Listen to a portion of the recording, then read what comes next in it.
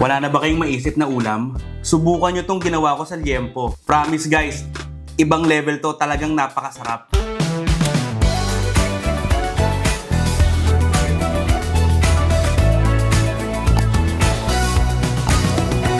Okay guys, mabilisang luto lang to ha. Ganito lang yung hiwa na ginawa ko sa pork belly. Tingnan nyo. Ganito lang kaliliit. Okay? Walang mantika, mainit na kaldero. Ilagay natin to. Lagyan natin ng salt and pepper. Konting salt lang ha.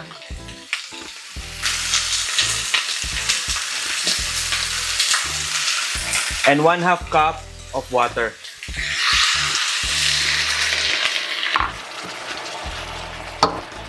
Tapos, lulutuin lang natin to ng mga 10 to 15 minutes.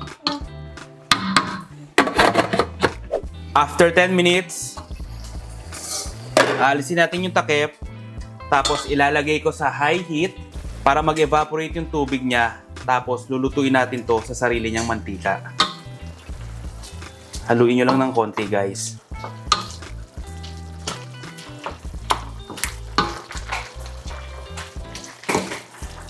Tapos hihintayin nyo lang mawala yung tubig niya. Siguro mga 5 minutes. So after 5 minutes guys, nakita nyo nawala na yung tubig niya, di ba? Mantika na ng baboy ito. Okay?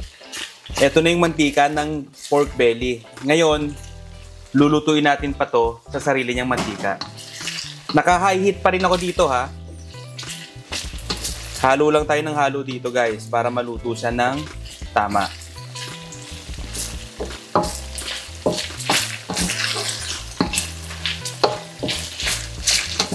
Oh guys, nakita nyo, medyo nagbabrown na, di ba? Ayan oh. Nagbabrown na yung ating pork belly. Ihinaan na ngayon natin yung kalan. Ayan. Tapos halo pa rin tayo ng halo. Hanggang sa totally na maluto na yung ating pork belly. Pag ganito na yung kulay ng inyong pork belly guys, pwede na to ha. Tingnan nyo naman oh. Ayan. Ganyang kulay. Okay na yan.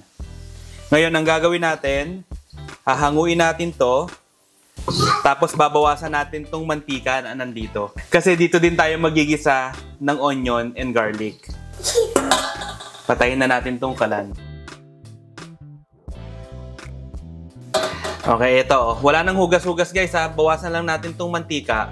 Tapos dito na rin tayo magigisa ng ating onion and garlic. Onion and garlic.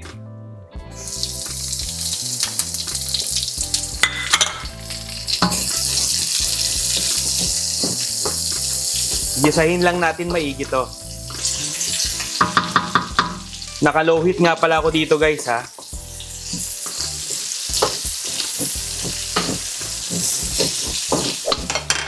Kapag nag-caramelize na tong onion at nagisa nyo na maigi, ibalik na natin tong pork belly guys. Tapos haluin nyo lang ng haluin. Okay?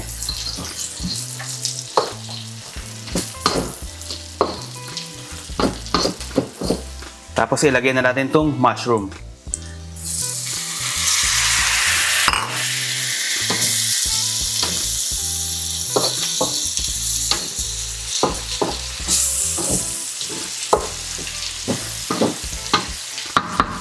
Knorr liquid seasoning. Oyster sauce.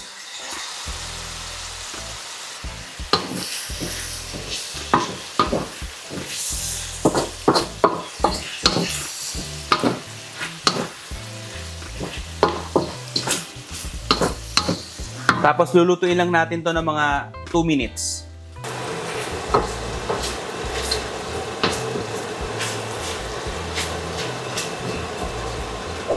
So after 2 minutes guys, lalagyan natin ng 1/4 cup of water. Tapos syempre, Nestle All-Purpose Creamer. Ito yung magpapasarap sa ulam natin ngayon. Nestle, baka naman!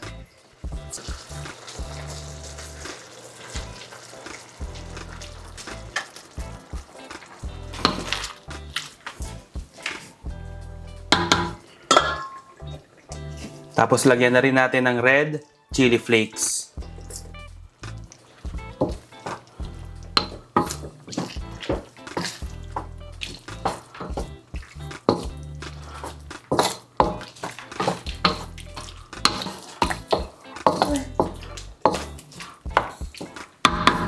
Ilagay na din natin tong corn.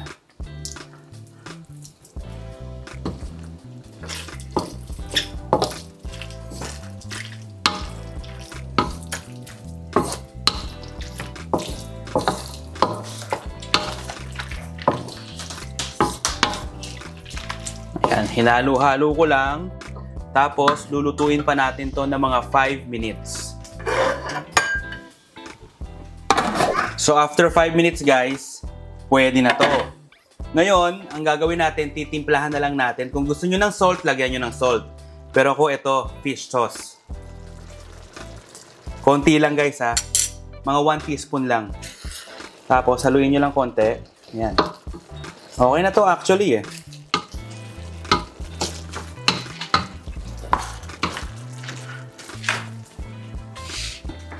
Tapos, garnishan natin ng spring onion.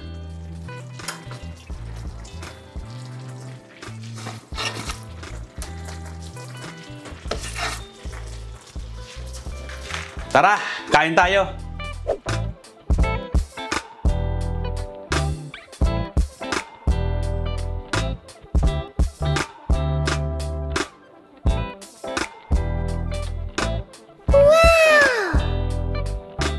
O, di ba napakadali lang? 25 minutes lang meron ka ng ganitong ulam.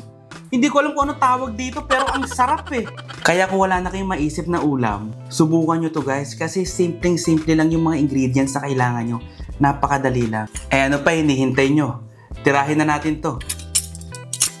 Tingnan nyo naman to guys. Tingnan nyo oh. Para sa inyo to ha. Po. Ang sarap, grabe. Yung creaminess niya, yung lambot ng pork belly, tapos sinamahan pa ng umami flavor ng oyster sauce tsaka ng fish sauce. Grabe to. Ibang klase. Tapos yung lasa ng corn, yung sweetness ng corn, tapos yung mushroom, grabe, pasok na pasok. Perfect na perfect to guys. Pang ulam, pang baon, ibang level. Grabe. Ang sarap. O baka sabihin nyo, unhealthy na naman itong kinakain ko kasi baboy na naman. Alam nyo guys, lahat naman tayo mawawala eh. Pero hindi ako takot maiwan yung pamilya ko kasi may life insurance ako. Ito yung bagay na dapat meron ka pero ayaw mong gamitin. Pero pangit naman na kailangan mo tapos wala ka. Alam nyo maganda na rin to na meron kayo eh. Para secure na yung family nyo kung sakasakaling alam nyo na. Huwag naman sana may mangyari sa inyo. Diba? Kaya, gamo na. Kaya kung nandito kayo sa Canada, may ire-recommend ako sa inyo. Ito, trusted ko na tong 2 tao na to guys. Kung kailangan nyo ng travel o life insurance, kontakin nyo lang tong 2 na to. Subok na to guys. They will find the best insurance coverage for you and for your family. Secured na secured ka dito guys. Apakagaling talaga nitong 2 na to. Ipipaste ko yung page nila sa description ng video na to guys ha. I-click nyo lang. Promise, malaki matutulong nila sa inyo. O kung nagustuhan nyo tong video na to guys, kung meron kayong natutunan, mag-subscribe na kayo, i-like nyo na din, at syempre, i-comment nyo yung mga pagkain na gusto nyong tsambahan natin. Basta tatandaan nyo palagi guys, na ang luto, mas sumasarap yan kapag patsamba-tsamba lang. At ang buhay, sumasaya yan kapag may life insurance ka. Paano? Kita-kita tayo next week. Kalimutan ko na naman.